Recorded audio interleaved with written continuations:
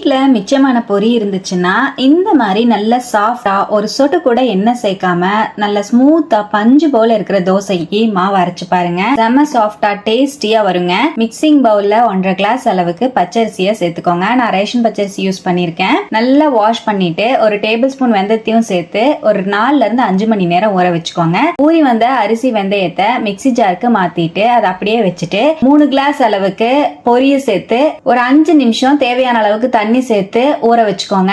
ஊறி வந்த பொரிய அதே மிக்ஸி ஜார்ல நல்லா தண்ணியை ஸ்குவீஸ் பண்ணிட்டு ஆட் பண்ணிட்டு தேவையான அளவுக்கு தண்ணி சேர்த்து மாவை நல்லா நைஸா அரைச்சுக்கோங்க. ரொம்ப நைஸா அரைக்கணும். எந்த அளவுக்கு முடியுமோ அந்த அளவுக்கு நைஸா அரைச்சிட்டு அதை அரைச்ச மாவை பாத்திரத்துக்கு மாத்திட்டு மிக்ஸி ஜார் அலசி ஒரு 1/4 கப் அளவுக்கு தண்ணியும் சேர்த்து ஒரு டீஸ்பூன் உப்பு சேர்த்து நல்லா மிக்ஸ் பண்ணிக்கோங்க. மாவோட கன்சிஸ்டன்சி இந்த மாதிரி இருக்கணும். அப்படியே மூடி வச்சு 8 மணி நேரம் ரெஸ்ட் விட்டுருங்க. மாவு நல்லா புளிச்சு வந்திருக்கும். புளிச்சு வந்த மாவை நல்லா கலந்து விட்டுட்டு எக்ஸ்ட்ரா எதுவுமே தண்ணி சேர்க்க வேண்டாம். தோசைக்கல்ல நல்லா சூடுபடுத்திட்டு 1.5 கரண்டி மாவை சேர்த்து ரொம்ப மொந்தமாவும் இல்லாம ரொம்ப லேசாவும் இல்லாம தோசையை ஊத்திட்டு நல்லா இந்த மாதிரி தோசை மேல ஓட்ட ஓட்டையா வந்ததுக்கு அப்புறம் மூடி வச்சு ஒரு 2 இருந்து 3 செகண்ட் அப்படியே விட்டுருங்க. அவ்வளவுதான். எடுத்து பாத்தீங்கன்னா நல்ல சாஃப்டான மல்லிப்பூ மாதிரி இருக்கிற தோசை சூப்பரா ரெடி ஆயிருக்குங்க. பஞ்சு போல இருக்கும். ஒரு சொட்டு ஆயில் தேவையில்லை. டேஸ்டும் சூப்பரா இருக்கும். ட்ரை பண்ணிட்டு எப்படி வந்ததுன்னு கமெண்ட்ல மறக்காம ஷேர் பண்ணிட்டு நம்ம பேஜையும் ஃபாலோ பண்ணிக்கோங்க. தேங்க்யூ.